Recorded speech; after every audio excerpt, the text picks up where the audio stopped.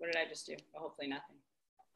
All right, well, everyone, welcome to Mariano's Meetups. I'm Amanda Puck with Mariano's. We're so excited for tonight. It's like the ultimate pairing, burgers and Cabernet Sauvignon. And we're excited to have our tastemaker, Chef Tony Priolo, who we adore, who's actually working right now at Piccolo Sonio, making orders for customers for his takeout and delivery business. And he also is doing orders from Maillard Tavern, where this burger is award-winning, the most delicious. I'm gonna try to make it. I know I'm gonna mess it up somehow, but I know that I can go to the restaurant and order it now. So I'm excited about that. And we have winemaker Michael Eddy from Louis Martini Wines from Sonoma County. He's, yep, I know, we're so excited. And we're gonna taste 3 of his wines tonight that we sell at most Mariano's. And Tony's gonna demo his burger, but just to go over the rules, please be 21 and over. Please use the chat in the middle of the screen, or right there. And make sure you ask a lot of questions, not only to Tony, but also to Michael. They love having questions. Be kind. We're all in this space together. And we developed this program so that we could all shelter in place during this crucial time of social distancing during this pandemic. So we're very happy to be able to offer these classes. And without further ado, I'm gonna let TJ from Gallo, who is one of our regulars as well. He's gonna introduce Michael more formally, and then Michael's gonna get into the first wine so we can do a cheers. Awesome. Actually, speaking of cheers, why don't we all give a little cheers to the camera here? I feel like that's become a commonplace in the self-isolation mode. Now that we're all doing stay at home and shelter in place. Thrilled to be back and excited to be here. One of my favorite guys that I get to work with on a yearly basis is with us today. His name is Michael Eddy. He's the 4th winemaker of Louis Martini. It's one of my favorite brands that we represent. And it's actually one of the brands that got me really interested, that made me like super passionate about this industry. That kind of gave me that like light bulb aha moment of like, you know what, I can see myself in this industry, selling wine, representing wines like this, telling the stories, talking about the history of these wineries. And Louis Martini has just that. It's got great wine, it's got robust history, and we've got a great winemaker in Michael Eddy, who is one of the nicest guys in the world and one of the best winemakers. Actually, I kind of a funny story. This is like you said, all the wines that we're going to be tasting can be found at Mariano's. But this is one that's a special wine that is produced in very small quantities. That after my fiance and I got engaged, Michael signed this for me. He was in Chicago and gave me a special bottle from the vineyard. So I wanted to show that to Michael because it's pretty cool, and I really cherish it. It's one of my like kind of go-tos. I don't know if I'll ever open it because it's like a keepsake in my cellar. But the 3 wines that we have today are awesome. They're going to pair well with Chef's Burger, which has actually become a absolute staple in my diet because your restaurant is just a few blocks away from where I live. And excited to kick it over to Michael, who's just going to talk a little bit about the history of Louis Martini and the wines that we're going to be going over. Yeah, thank you, TJ. And by the way, you got one of my better signatures. I don't do a very good job at signing bottles. That's a pretty good one. I'm even impressed, even though I did it. Thanks for the introduction, and thanks everybody for joining. This is pretty cool. I've done various Zoom, WebEx, Instagram Live platforms, and it's been a real joy because I genuinely enjoy getting out and talking about wine, and quite frankly, hearing from people who enjoy our wines because it helps put a little more meaning into what I do on a day-to-day basis.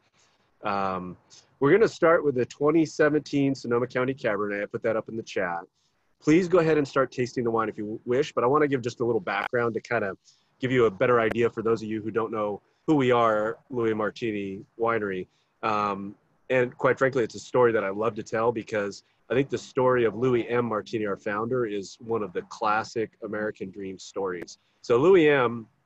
was born and raised in Italy, and his father came out to the San Francisco Bay in the late 1800s. He was a fisherman, and so started a fishing business, pretty successful, and eventually kind of needed some help, so he called for his son.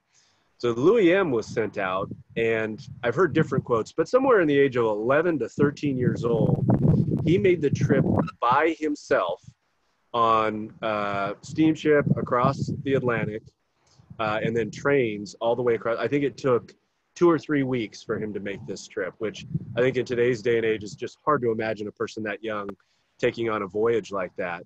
But ultimately he joined his dad and was helping him out with the fishing thing. And at that time, the Italian-American community was very, very tight-knit, and they did a lot of traditional bartering. So the baker would bring by bread and trade it for fish, etc., and they would trade goods. And at one point, as the story goes, the Martini family, Louis M. and his father, were fortunate enough to trade some wine grapes with somebody for some fish. And actually it wasn't just fish, it was a local San Francisco dish called cioppino, which is kind of a fish stew that's often made with the leftovers, because back in those days you couldn't preserve things via refrigeration terribly effectively. So they'd take all the leftovers and make cioppino. And so they traded this cioppino for some wine grapes. And Louis M. tried to make some wine out of it. We don't know how good it was, but based off of my first attempts at wine at home, I can tell you it probably wasn't stellar. But it was just enough to really ignite his passion for winemaking. And I think in very American fashion, he said, you know, the fishing thing's fine that Dad does, but this winemaking thing is really pretty cool. And so he actually ended up going back to Italy because his English was not at that point terribly good, went back to study winemaking and was a star student.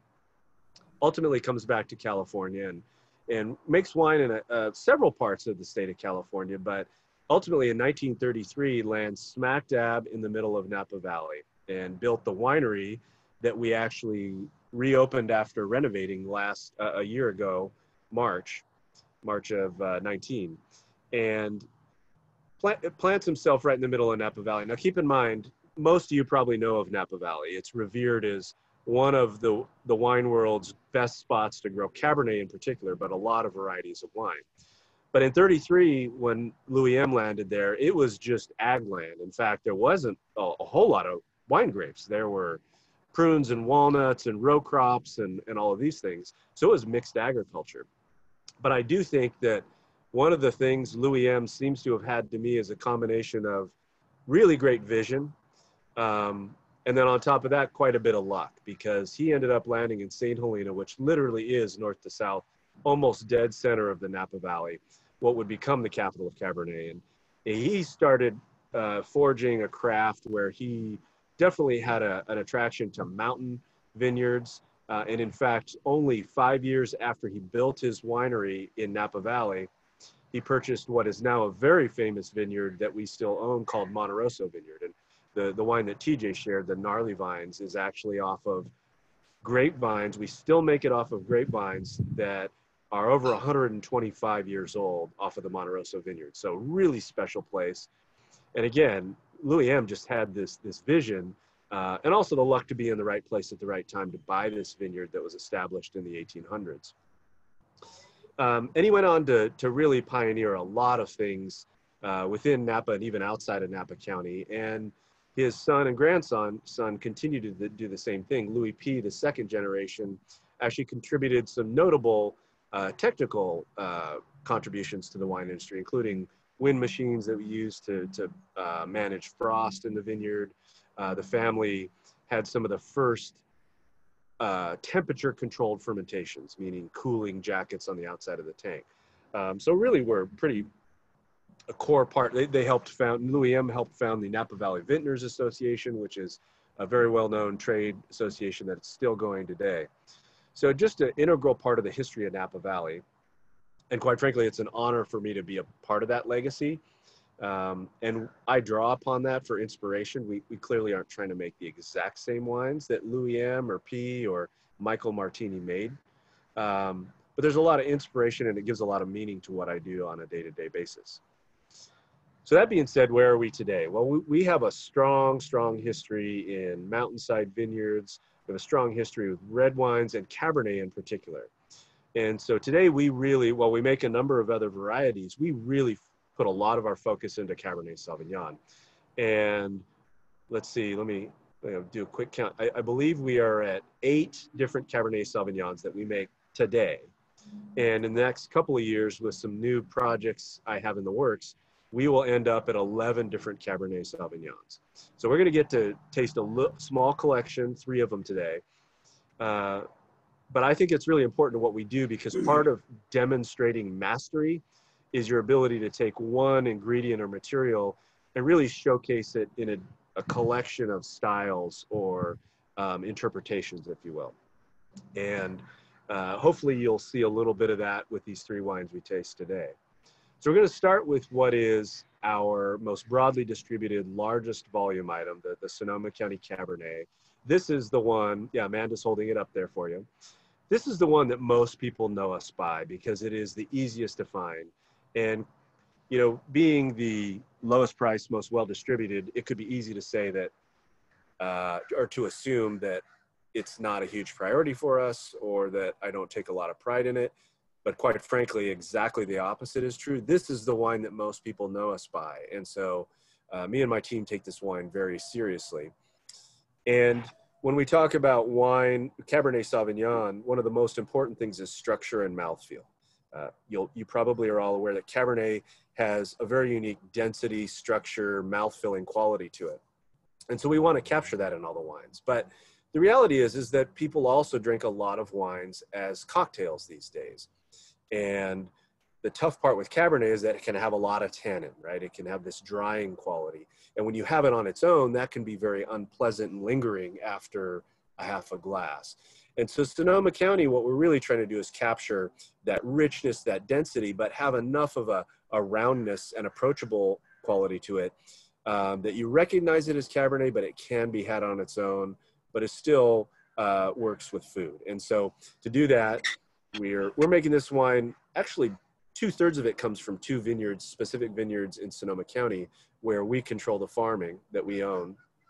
And a lot of it is around the maceration. So this is when we have the juice fermenting in the presence of the skins and the seeds. And that's a critical time when you're making red wine. And with the Sonoma County, what we want to do is quickly extract the body, the flavor, some of the structure, but get it off those skins before we extract too much tannin. And then, given the fact that we've made a wine that's relatively approachable when it's young, what we're trying to do is capture the really youthful, primary, juicy fruit qualities of Cabernet Sauvignon. So this wine is actually aged primarily in stainless steel tank, which helps to preserve some of that vibrancy and freshness. And it is aged shorter than any other Cabernet we make. So about 14 months or so. So the aging gives you some of that softening of mouthfeel. It'll give you layers of complexity over time. But we don't need a lot of that with the Sonoma County, because we're trying to really showcase that youthful fruit. And we've already done the work on the front end to create a juicy, enjoyable mouthfeel on its own. So I don't know if there are any questions. I don't see any. Somebody said, can't wait to taste the wines. I hope you're tasting it now. I already have. I started like an hour ago. Tony, do you have the Sonoma Cab? I do have all the wines, yes. And I will definitely taste them later. I'm driving a little later. Oh, today. that's right. You said that, yep. But I have them here. I'm going to drink them. The last class I did well drinking at home, so I'll definitely finish that up. I have to mention one of our friends that's on here, the McKeons. They've been here. They went to this winery. Was their first winery that they went to in 1981. That's awesome. One of the cool things about talking to folks when I go out on the road is people have such good memories. I've talked to people who used to come to the tasting room in the 60s. People have a lot of fond memories. What's that? And they remember it? Yeah, I know. Maybe they don't remember all the trips, but they remember some of them. Spotlighting them just for a second, because they're, and unmuting them. Hi, McKeans. Hi. Hello. I just want to say I can't wait to meet you in person when we can do that. But that's such a nice memory. Thanks for sharing it with us. You know, speaking of, not to interrupt, but speaking of the tasting room, you guys were making fun of me earlier for reading Wine Spectator magazine, but there was just a full write-up in this month's Wine Spectator on Louis Martini, and it was featured as one of the top wineries that are like must visits when you go to Napa. We just built a brand new tasting room and facilities right smack dab in the center of Napa Valley. And when you go there, it is one of the most stunning properties that you've ever seen, and would highly encourage anybody, if you ever go out, get my contact information through Amanda, or I'll put it in the chat here, and we'll get you set up, because we would love to host you there. It's a phenomenally beautiful property, and got some great wines to taste there as well. So Amanda, I don't know if I don't want to break the rules here, but I see a couple questions. I can start addressing those. A question about. Go ahead. You can go ahead and answer those. Is she on? Yeah. Well, there was a question about foods to pair with the Sonoma.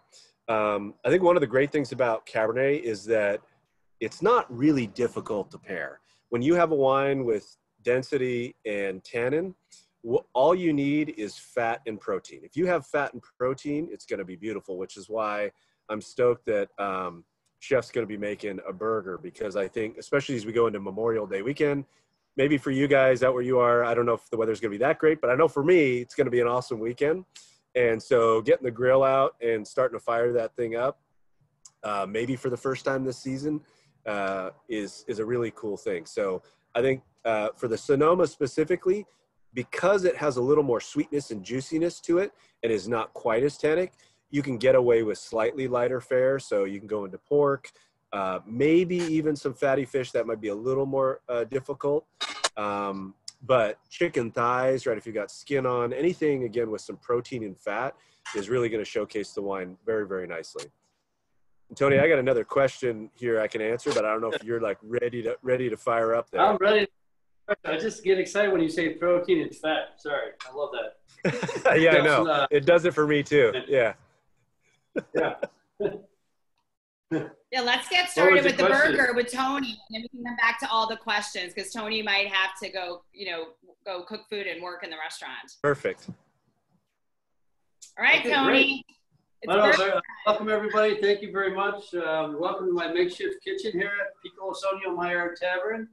I'm making right now the Maillard Burger, and Maillard is actually the name of the scientist that discovered the browning process of things like bread or beef or any like potato, anything that's brown, the sugars that come out like the caramelization. So we named our burger restaurant after the Maillard Tavern.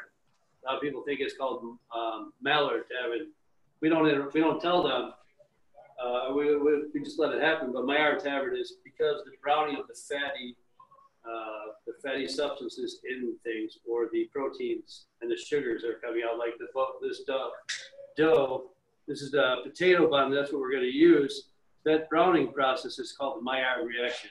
So anytime you're cooking something and you don't even know, you're scientifically changing the format of that item. So I'm going to begin with the ingredients. For the Maillard Burger, what we're doing is got to have beef, or if you could use vegetarian, Impossible Foods has a great product.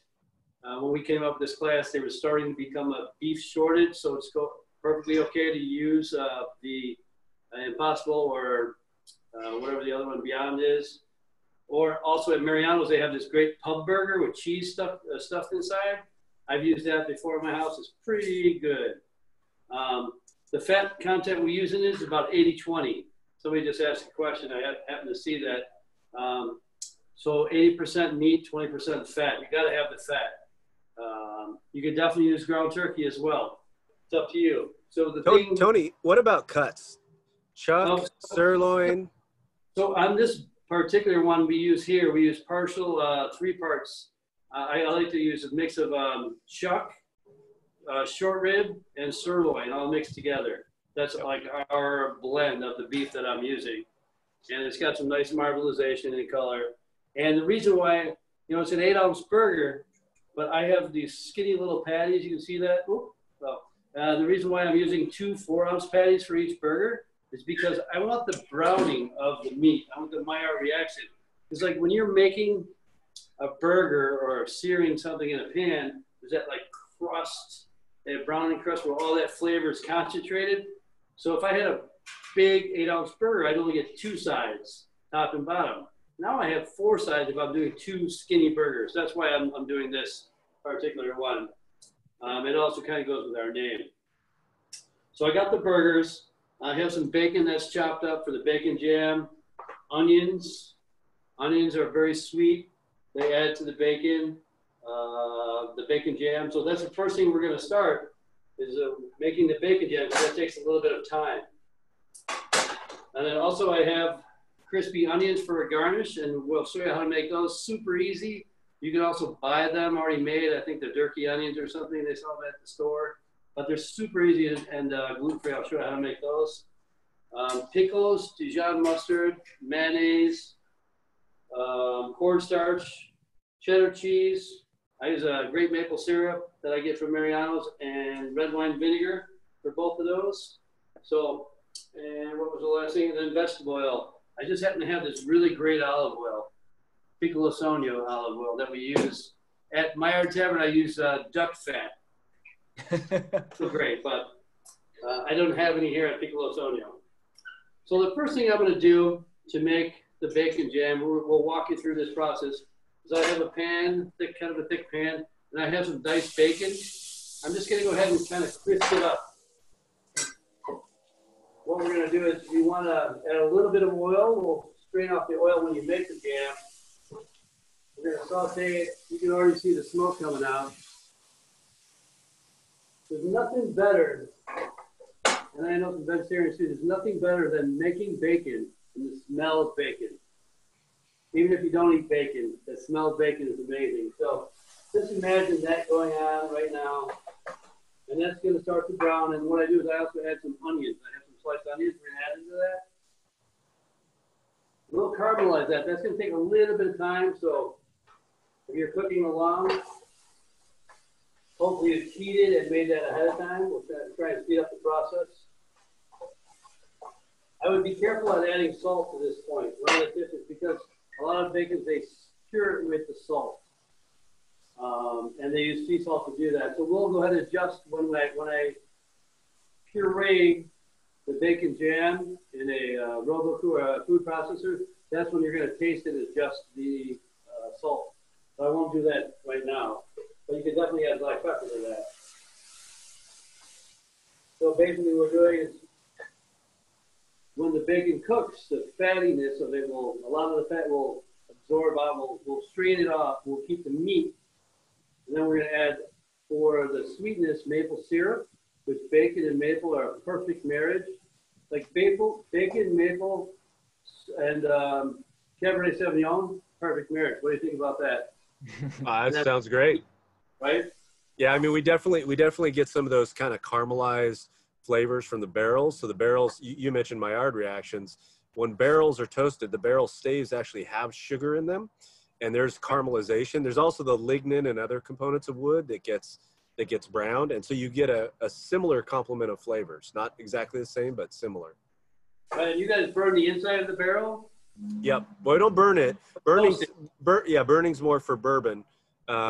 We toast them a little lighter, but you can have a range of toasts that go from kind of vanilla through, you know, mocha, coffee, chocolate, to roasted to smoky, depending upon how gives it a nice flavor. Yeah. It goes really well for things like this. I'm super excited to drink these two together. I'm making two burgers, one for here and one to go. There you go. Definitely have it when I get home. Tony, what kind of onion do you use for that? This I use a white onion. You guys can kind of see that it's kind of browning up already. See that? That's actually really fast. I'm quick. It's my first rodeo, as they say. Right. You know, a lot of chefs cook things when they're hot. You got to have like a high heat. And I've said this before, if anybody's taken a class with me before, in a restaurant scenario, you don't have a lot of time because people are always there. They want their food, or they had, you know, a long day and they, you know, didn't want to ruin their meal by not eating. So they go to the restaurant, they're kind of hungry. So you kind of want to get their food to them fast. So we're kind of taught to cook on high heat. So if you're able to cook with high heat and pay attention, you're not going to burn it. So that's why I cook really quick. Tony, I totally never used to do that, and that's like the best thing I learned from you during these classes besides making arancini. But I do put things on higher heat now when I cook them. It does make such a difference. I was always afraid. So I have to focus and pay attention to what you're doing. So at this point, I'm going to pour off. See, you can't really see. There's some oil on the bottom. I'm going to pour that off, right, into a different bowl. Then I'm going to go ahead and deglaze the pan with a little vinegar. and then add some maple syrup. I promise you, this is gonna make you smile. This just smells of the sweet and sour. Yeah, that's good right there. I'm a fan. Tony, how long did it take you to all the bits are gone, all the Maillard reactions coming off the pan. Like at this point right now, I would take this and I would put it in a food processor so I can make a paste. And I'm going to show you the paste right here, what it looks like. The paste is just going to look like, do you remember when you were a little kid and your parents cooked you Spam because it was popular then? That's what it kind of looks like. You get a full on look at that. That's bacon jam. Has nothing to do with Spam, by the way. It's a spreadable, paste of love. That's what I would consider it. All right, so the next thing I'm going to do now that I have a little bit of time is I'm going to make the Dijon mayonnaise. The Dijon mayonnaise, super easy. It's going to be 1 part mayonnaise. Sorry, two parts of mayonnaise. So you can take like 2 spoons of mayonnaise and 1 spoon of Dijon mustard. And see how hard that is? We're just going to mix that up. Are you guys able to see all the food, or is the light too much? You can see it. It looks great. We can see everything. It looks awesome. All right, good. So we're going to set that aside. The next thing I'm going to do is make these onions super easy. I have this great oil. Again, use a nice hot pan, or sorry, a nice thick pan. We're going to add the olive oil. You have to be careful if you're using olive oil that the oil burns fast. So you want to use maybe a vegetable oil. But at Piccolo Sony, you only have one kind of oil in the whole restaurant, and it's this one. So we're going to take that. Make sure it's a little bit hot.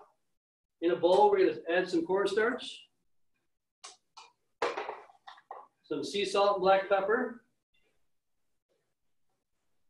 See that? Give you a super easy. We're going to take the onions that I have, and the onions are sliced really thin, kind of like an onion ring. See that? We're just going to dump those in there in the pan,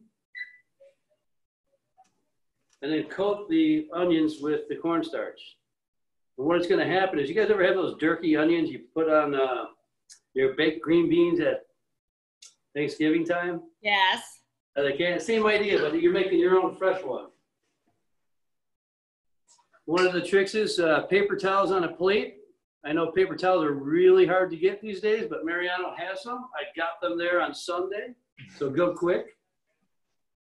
We're going to put them in a pan with oil.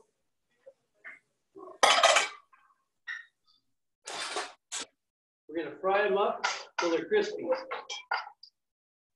And what the cornstarch does, the cornstarch will crisp up and keep the juices of the onion inside, and it'll be crispy.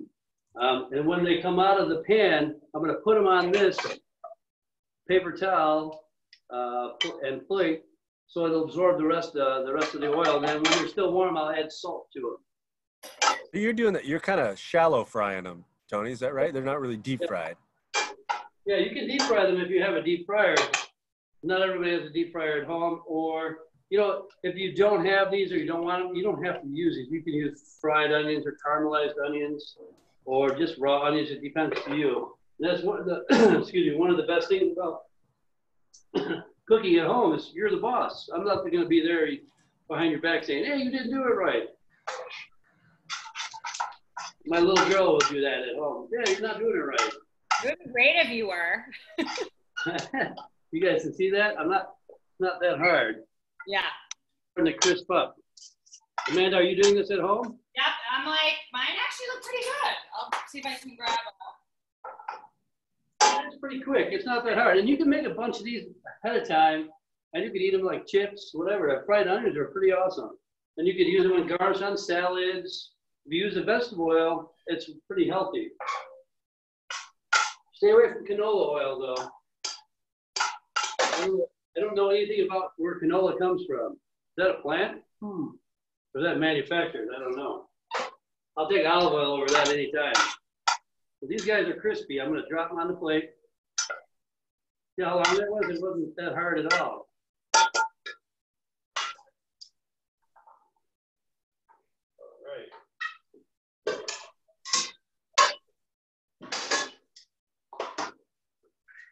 See how I'm separating them out. I'm going to add a little bit of sea salt. I like to season my food a little bit higher because when it falls down on the plate or the item that it kind of disperses it. If I go one like really close, I only get one little area. So yeah, at first you'll see like the onions here. They might not feel crispy, but as they air dry and the oil gets absorbed off the pan, they'll be nice and crispy. See that? Nice and easy. We'll put that to the side. Now for the main event. At Maillard Tavern, we use a big griddle. At home, I don't have a big griddle, but I like to use a cast iron pan. This pan is pretty old. And the reason why I use cast iron is because it's got even heat and it gets hot quick. And it stays hot. So for this one, what I'm going to do is I have these 4 patties. I'm going to season them with sea salt and black pepper. A good amount of seasoning. If you have a heart condition, you might want to forget about the salt. Or just not tell your heart that you're putting salt in there. We're going to flip them over. Both sides. You guys are so quiet. You know, kind of reminds me of, remember watching the Brady Bunch and all the squares would pop up? Everybody up and look down. That's what's going on right here. Kind of funny. Definitely burn the onions a little bit, so I'm gonna have to do them again when we're done. I got extra onions if you need some. All right, thanks. 464 door hall. It goes fast. Like they'll start to brown, and then all of a sudden, like mine got a little too dark. Yeah, but you can take them off and stir them. You know, that's the good thing. It doesn't really, it doesn't take that long too. So hot pan, little bit of oil. See the smoke coming up? I can't really turn it because I don't want to burn, but just a little bit of oil. Hot pan is what we want to do is the Maillard reaction. We're going to drop the meat in. Now that first part is important because you want to get that browning part down. So you don't stir it yet. You don't twist it or play with it. You got to let it sit there and get nice and brown. Any cast iron pan tips? How do you prepare yours? As soon as I'm done cooking, I pour off the oil, let it cool down. Then I wipe it out with like a towel. Just a little bit of water and salt. Take the salt and clean it with salt. That's how I prepare it. And if there's any rust in there from any water, you just heat it up and take a little oil and wipe it out. Well, you can see this right here. Oh, you can smell it, right? Look at that. Well, I wish I could smell it. I'm getting hungry fast. Yeah, it looks great. It smells pretty good in here. I wish we would have parties, but we can't legally serve people in restaurants because they would all want to order burgers instead of pasta. Anyway, the people that don't know, Piccolo Tony is an Italian restaurant, and Maillard is a mix of all kind of foods, burgers and tacos. All right, so it's been about a minute and a half to 2 minutes to really clean. I'm going to flip them over. Be careful when you're flipping. You want to flip away from yourself so the oil goes the other way. A lot of times chefs jackets have a double breast.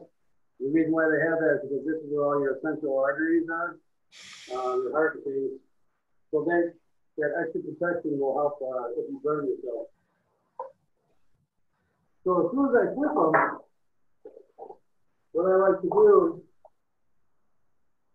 is add the cheese on now because there's nothing better than eating a burger with gooey cheese, right? Yeah. What was that thing we talked about with the fat and protein? That's right. Right there. Boom. And the heat is going to melt that cheese, so you want it to be like gooey. What I'm going to do too is I like to toast the bun, so I'll take a little bit of this oil, put it in the pan. I have another cast iron pan. I'm just going to lightly toast the bun.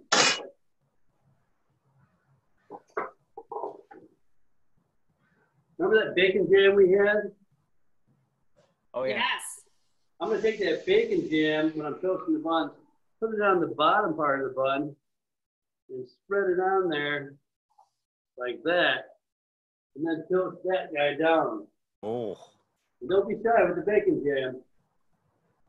I promise you, it's going to taste good.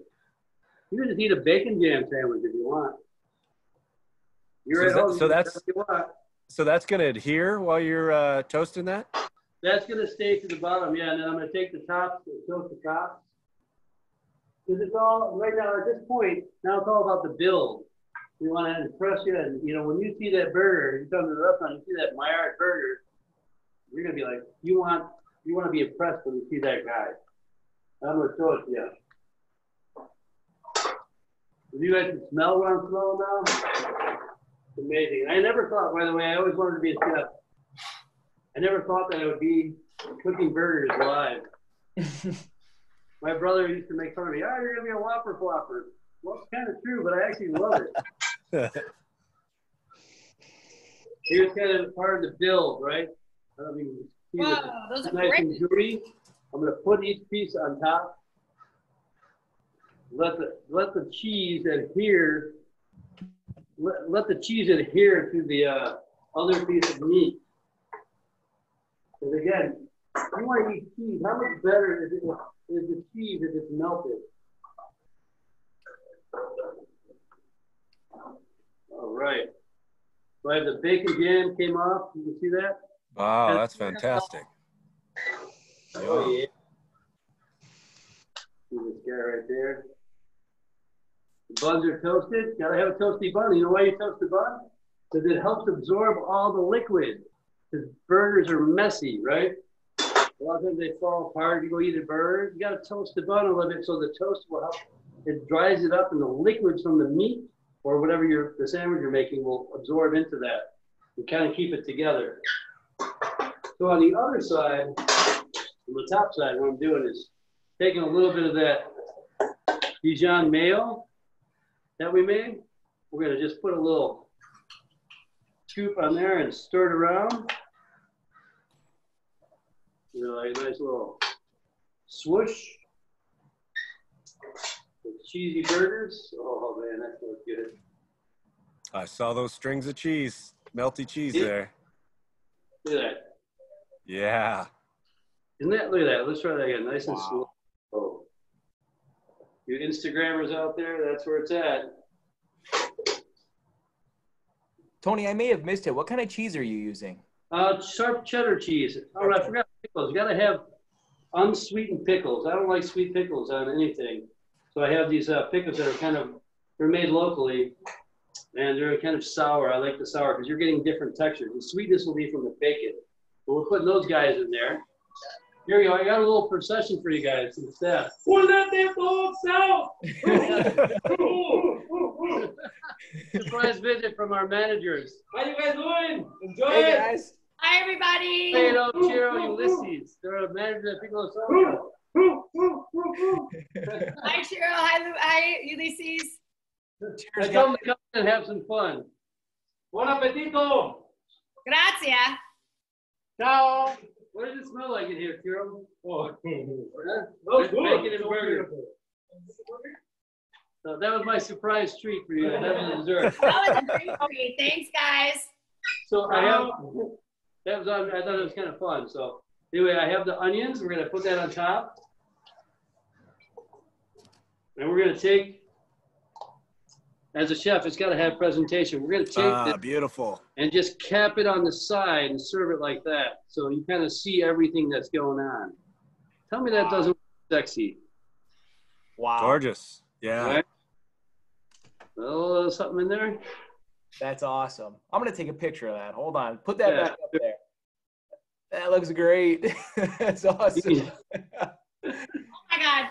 Mine are not going to look like that at all. We might have to order, Billy. Maillard Tavern.com. Yep, you can get an order right there. I mean, first of all, you make it look so easy. You might have to go like put those on. But it took a long time for me to perfect this. I've tried this burger over and over again. it took about a year to get all the burgers on there and like to test and develop them. So I was really excited.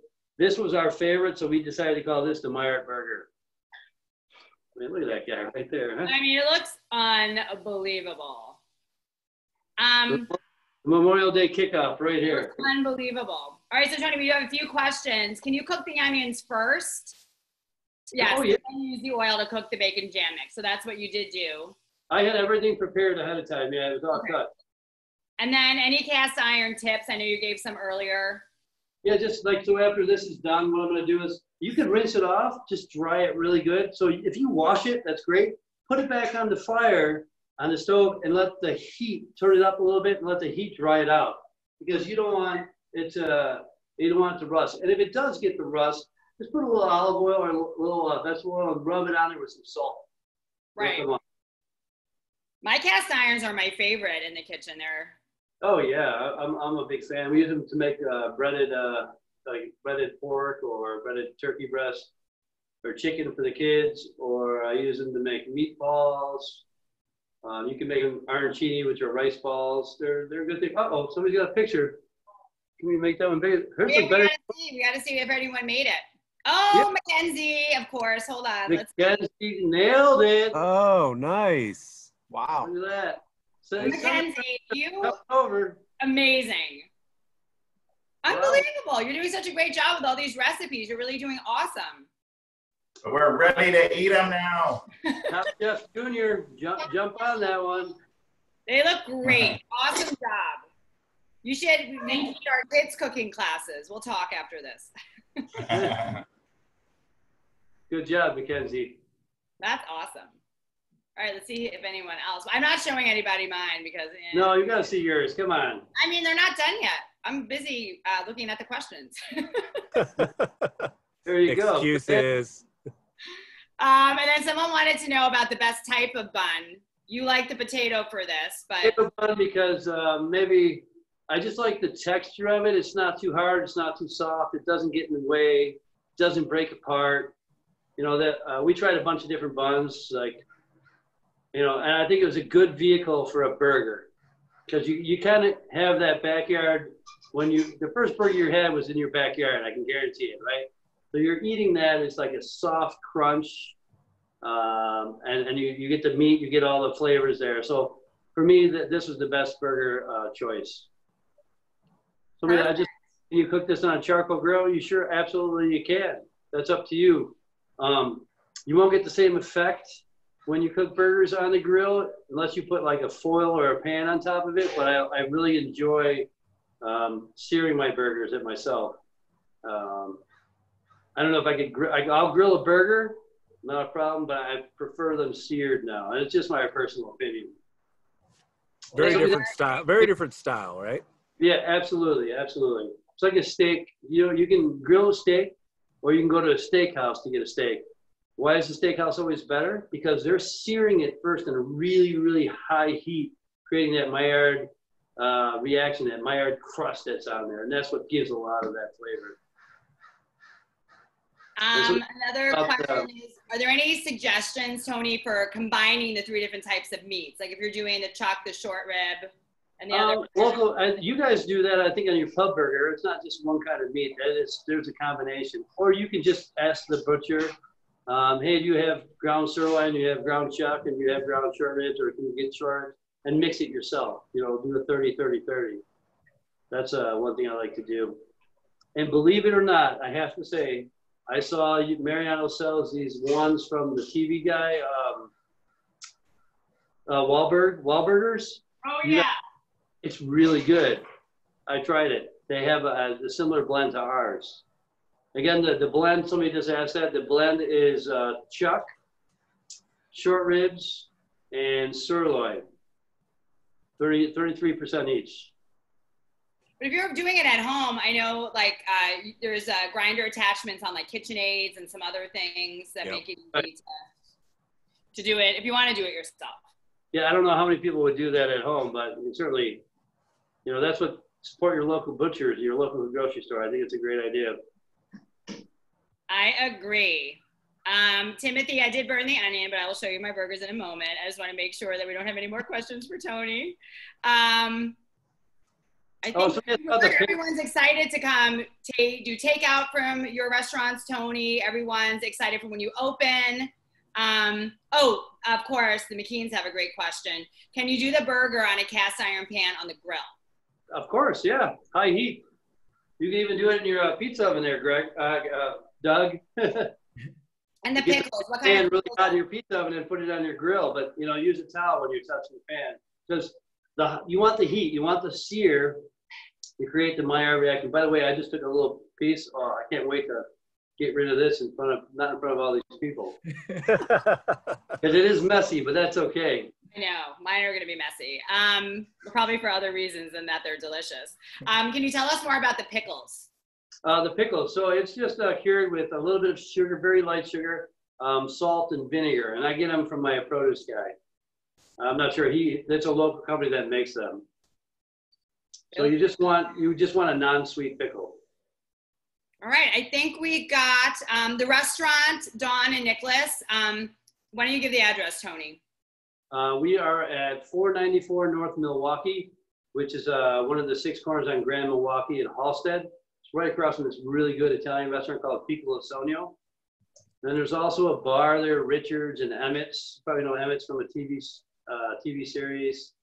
What was that? The one that they filmed in Vegas. They filmed a lot of TV shows there where they robbed the Vegas casino. That was in that movie. Oh, Ocean's 11, right? Yeah, Ocean's 11 was in there. And then also across the street, we have the Dawson and 7-Eleven now. Very famous 7-Eleven. It must be if it's by your restaurants. Yeah. Tony, we always love having you. We really appreciate your time. We're so excited to try the burgers. I'm more excited to come see you at your restaurants though, but I'll show everyone mine. You know what? I opted for the cheese and the burger. That looks good. Well, that's the Mariano Pub Burger and it's really good. It needs like I got some Maillard browning right there, but it needs like the cheese on top. So next time that's what I'm going to do. Well, you can do it inside and on top. You're the boss at home. I bet they're going to go quick. Awesome. Well, Tony, we're going to go into the other wines with Michael. I just wanted to show everyone really quick. Tony's one of our tastemakers, and we just did this photo shoot with him pre-corona, pre-COVID at one of our stores. But he's in the new issue of Chicago Magazine. So we're excited about that. And we are very thankful, Tony. Thank you very much. And thank you guys for supporting our restaurants.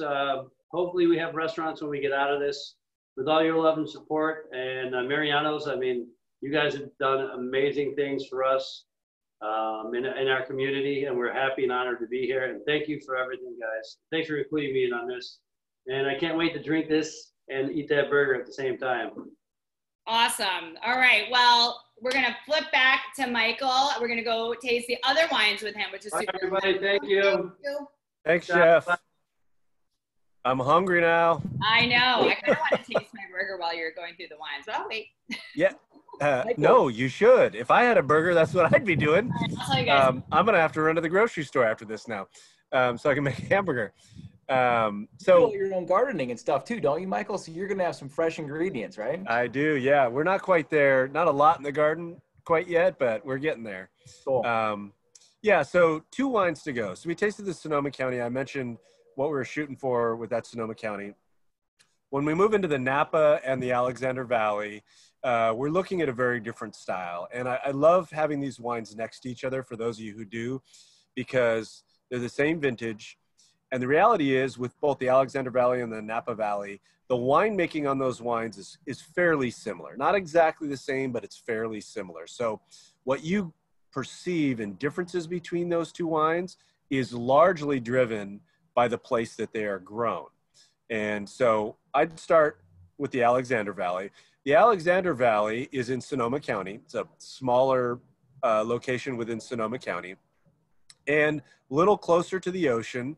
And this wine typically is the more rustic. So what do I mean by rustic? When I say rustic, imagine a log cabin in the woods versus a house in a, really nice house in a subdivision.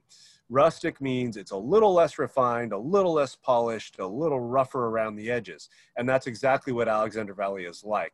You'll get a little bit more of this kind of chunky, edgy tannin in your mouth. You'll certainly get really intense blackberry, brambly fruits. But you also get, depending upon vintage, can get this kind of sage leaf herbal character that is very, very typical of Alexander Valley. But overall, the wine is, while it's rich and dense, is just a little bit more edgy and rustic. Whereas when we move to the Napa Valley Cab, the Napa Valley Cab being grown a little further away from the ocean, and being a little bit more isolated with 2 mountain ranges, you're going to find a lot more refinement and elegance to that. It's going to be very classic Cabernet. And by that, I mean cassis. And cassis is used to describe Cabernet all the time. And I think it's hilarious because a lot of people don't even know what the hell cassis tastes like. Cassis is blackcurrant. And if you've never had blackcurrants, what you can often find is blackcurrant syrup. I think it's really a great thing to try out, because cassis does have this combination of berry and kind of medicinal herbal quality that is very, very typical of Cabernet Sauvignon. And in the Napa Valley Cab, you're going to get that cassis in spades. You're going to get dark plums. You're also going to get an herbal note, but it'll be different than kind of that sage leaf of the Alexander Valley. It's going to be more dried culinary herbs, a little more underbrushy, and it's going to be a little bit more understated. So that's how these wines are made, but go back to the Sonoma County as well and taste it next to the Sonoma County, because these 2 wines are left on the skins for much longer. So when we ferment these on the skins, we are building more structure into these wines. So you're going to find more weight, you're going to find more tannin, but they are also aged in barrels, unlike the Sonoma County. And those barrels do a couple of things. The new barrels are going to contribute flavor. So Chef and I were talking about the toasting of the barrel. That gives you actual flavors that are extracted into the wines. But you also get more oxygen exposure because the vessel is porous. And what that does is allows the wine to age. That provides some softening of that tannin that we extracted during the fermentation phase. But it's also going to take that kind of primary juicy fruit that you have, say, in the Sonoma County, and it's going to start to become more layered. You're going to get more developed characters. You'll get some dried fruit characters. You'll get some of those dried herbs. And so that extra aging, as opposed to the 14 months roughly on the Sonoma County, we're looking at about 18 months in these wines, and again in barrel, is going to give a lot more development. So you're going to find more layers and nuance. Those layers, those nuances will certainly go up as the wine ages in bottle. And I know there was a question earlier about decanting. It's a really good question, because there are actually 2 very, very different reasons that you decant wines. With very, very old wines, they develop a sediment. And with those wines, you're decanting to get the wine off of that sediment so that you can pour a glass without chunks in it. In that scenario, you're actually trying to be quite gentle on the wine, because it typically is much more aged and more fragile, if you will. However, with a young wine, the point of decanting is completely different. The point of decanting a young wine is to get air into the wine, because as wines are aerated and you get that oxygen in there, they're going to open up and develop and show more of their potential in a young wine. And I think with all 3 of these wines, including the Sonoma County, that would not be unwarranted. In fact, for those of you who like doing experiments, so I'm a scientist, and I love doing little trials. What I recommend is, and I use the cheap man's young decanting trick sometimes, where I pour part of a glass out, put the cork back in, and then just shake the heck out of the bottle. That actually works a lot of air into it. It's the same idea as decanting, except you don't have to clean the decanter afterwards. But what you can do is pour out a glass, and then either shake that glass with your hand over the top, or shake the rest of the bottle and then pour yourself a glass. Give those wines, half an hour or so to sit, if you have that patience. And I think you will actually see a difference even over that time frame. If you really have patience, cover those glasses with, a small plate or something like that, so that fruit flies or anything don't get in there.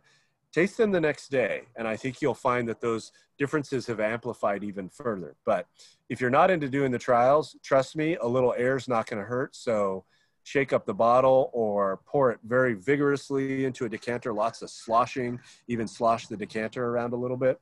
And with these young wines, you'll see them open up and express themselves a lot more readily. You might even find that the mouthfeel gets just a tad softer as well, very possible. There's also a question on, and sorry, Amanda, I know you're supposed to read the question, so I'm totally. Oh, you can do it. Go. Awesome. Okay. I just have been sitting here thinking about it because there's another good one on serving temperature. And serving temperature, particularly with red wines, can be a big deal. And, you know, we tend to drink less big red wines in the summertime, but you certainly can. However, I would really caution you to pay attention to serving temperature.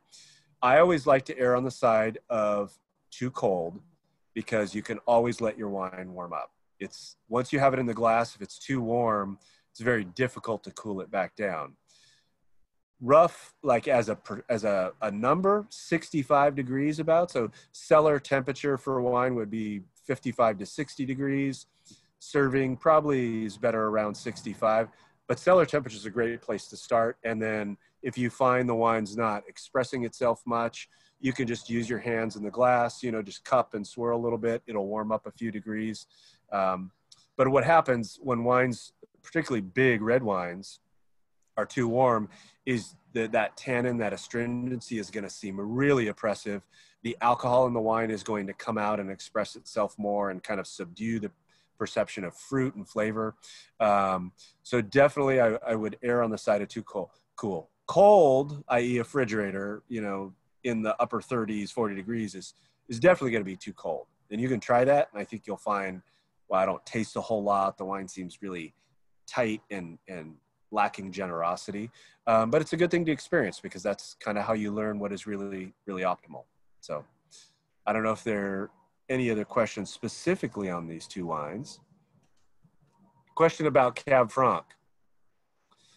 Cab Franc, probably one of my least favorite varieties, honestly, because as a winemaker and a viticulturalist, when it's bad, it's really, really bad. But when it is great, it can soar to amazing heights. And we actually make a Cabernet Franc off of our Monte Rosso vineyard, which I mentioned earlier, which is some of the best Cabernet Franc I've ever worked with by far. It makes very beautiful wine.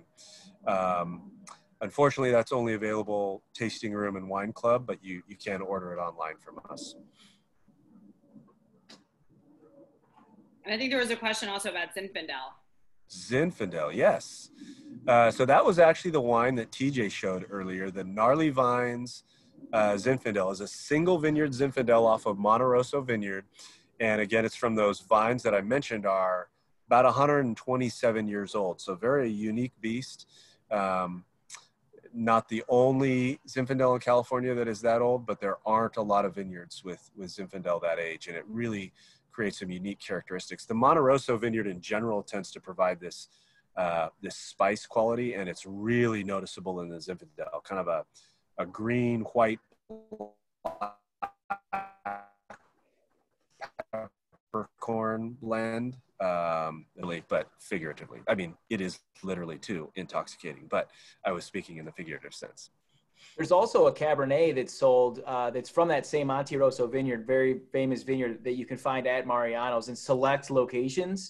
The Sonoma that you reviewed, the Napa that you reviewed can be found at pretty much all. And then the Alexander will be at select locations. And then, like I said, the Monte Rosso also at select locations as well. So I love these wines, Michael. These are great. Are they 100% Cab, all of them? They are not. The Alexander Valley is closest to 100%. But we actually in the Napa use quite a bit of blenders. We use Petit Verdot, we use Petit Syrah, Merlot, sometimes some Cab Franc. So there's a variety of blenders in there. I would say on average, vintage to vintage, we're at a good 10 to maybe 15% non-Cabernet Sauvignon. Cool. And what do those nuances provide to the wine? Like how do you ultimately come up with that like final blend? Because it seems like there's a million different avenues that you could go down when deciding to craft that final wine. Do you have like an end wine in mind that you're trying to make, or is it just like this is something that, you know, more of like a recipe that you found that is perfect, kind of like Chef with that burger? I found this recipe, it's perfect, I've mastered it, now I'm just going to try to recreate it anytime we're going to make the wine. Yeah, so I think you've heard me say this before, TJ. People often think making wine is kind of this magic. You know, it seems a little mysterious. It really isn't. It may be magical, but it is not magic. And we use some very specific science to execute our craft. We use microbiology and chemistry understanding, but really it is like cooking. And so we make a bunch of wines and we put a bunch together and see how that tastes. And we say, yeah, that's about what we want, but boy, it'd be nicer with a little bit more kind of dark fruit and a little more density. Petit Syrah and Petit Verdot, they're very dark blenders. They're really good for providing that darkness. Or maybe it's a little rough around the edges. Well, Merlot is a very compatible grape for Cabernet Sauvignon, and it provides some of that roundness. It's big still, but it can be a bit softer. So it's really kind of a trial and error thing, and tasting and evaluating and just iterating that process until you're really happy with the outcome. Cool. Very cool. What is the best cheese to serve with Cabernet? Isn't. Yeah, well, you know, cheese is interesting because cheese actually can be tough. So particularly when you get into really ripe cheeses, you know, washed rind cheeses or any white rinded, if it's really on the ripe side, it can have this almost ammonia quality, which can really clash with the wine. I think what Chef used, a sharp cheddar, is piece of cake. But it's actually a lot of fun because, you know, a lot of people think, oh, cheese and wine's a piece of cake. Buy 5 different very different types of cheese. Buy a blue, you know, buy a washed rind, buy a sharp aged cheddar, buy something a little more straightforward, you know, a Jack or something just a little more simple, and try them yourself. It's a lot of fun. And I think what you'll find is you'll have group favorites, and you'll have some cheeses that you say, wow, that doesn't really bring the best out in the wine. So it's a lot of fun. That sounds fun. Alexa has a few questions. I don't know if she's on and wants to ask them herself, but she recalls someone asking you if your Napa Cabernet was a person, who would it be? And your answer was Bob Seger. Yes. Loves when you make your wine super relatable. What about your Sonoma Cab and Alexander Valley Cab? And she also wants to know if the burger was somebody, who would it be? Oh, geez. I know, right? These are like really hard questions. Yeah. So normally I'd stick with music because I love music, but you know, if Napa Cab is Bob Seger, I'm having trouble with an Alexander Valley music artist. I'd say maybe more like Vin Diesel. That may be going a little too far, right? He's not super refined, right? He's not as classic. The Napa's a little more classic, which Bob Seger is. Vin Diesel's a little less refined. I don't think the Alexander Valley's quite that, like, you know, over the top. And the Sonoma, wow, the Sonoma would be somebody that everybody likes. I don't know, maybe. So I apologize. I don't mean to be sexist, but I usually think of Cabernet in terms of male. But for whatever reason, the Sonoma County at this moment, maybe it's Meghan Markle or something. I don't know. Something most people kind of appreciate and like. And then the burger. Gosh. I think the burger was for a chef because you haven't been able to try the burger, but I can imagine it. It's on it, like, you know, it's such the perfect combination of the griddled patties with that Maillard browning, the caramelized onion, sweet with the bacon, very, you know, smoky. I mean, it's and the texture too of the jam with the Dijonnaise, and then the crunchy onions, which mine are burned, so that's terrible. So don't go by that. But I mean, it's a good combination of flavor and texture. Yeah, if you were to actually pair these 3 wines with the burger, which one would you choose? Would you want more of like the more fruit forward expression of Sonoma, or would you want something with like a little bit more tannin on it to kind of complement the juiciness of the burger? You know, I would guess, I'm guessing because I haven't tasted it, but I've had a few burgers. I would guess the Sonoma County would be easy. That'd be a piece of cake. I think the Napa would probably work pretty well. I do think maybe the Alexander Valley might be a little chunky for it. I don't think it'd be a bad pairing, but I'd be more inclined like steak with the Alexander Valley, where you're just straight up meat kind of thing. Yep. Maybe with like a, you know, some kind of reduction sauce or something, but that's kind of what I'm thinking. Yeah, George Clooney, the burger. Yeah, maybe. Yeah, see, the Napa, I could see the Napa as. Hello, this is a fun game. I can't believe we Yeah. didn't come up with this before. Alexa, thank you for throwing this out. Chrissy Teigen, Sarah. Who would Chrissy Teigen be? The burger. The burger. Or the date that you're making it for. I like it. Sure. Maybe that's dreaming, but yeah, there was also a question about ageability of the wines. So Cabernet is intrinsically has a lot of ageability to it.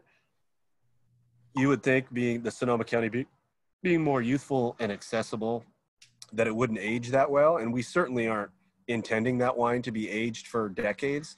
But I can tell you, when we go back and taste verticals, I'm shocked at how well that wine holds up.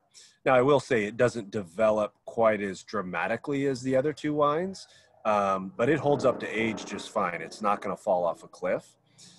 With the Alexander Valley and the Napa, you can age those wines under the proper condition for decades, no question. I often, and it's good because we're talking about meat, people ask me, when's the best time to drink this wine? So let's take the Napa today. When's the best time to drink the Napa? And people are always upset with my answer because it depends on your preference. So what I say is it's almost like a really nice cut of steak, right? If we have a Wagyu New York strip and we all love steak, we can all agree that's a beautiful piece of meat, but some people are going to like it medium well. Crazy people, but some people are going to like it medium well, and some people are going to like it, like me, like maybe a hair above rare. That's how you like that steak. We can all agree it's a great steak, but we're going to want it in a slightly different interpretation. Aged wine, bottle-aged wine, when people have it for the first time, are often surprised. It's very different. For some people, it takes some getting used to, but the wines will soften out, so the mouthfeel can be much more seductive and polished. You're going to lose intensity, and that's, I think, one of the disappointing things. We're so used to, as wine drinkers these days, drinking young wines that have all this intensity and fruit, and they're boisterous, and they're very easy to recognize and enjoy.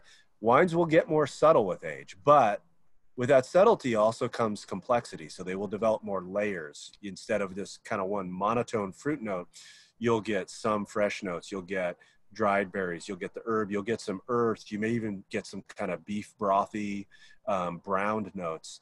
And they just become a little more, I would say, intellectually compelling. But whether or not you like them is really your own personal choice and preference.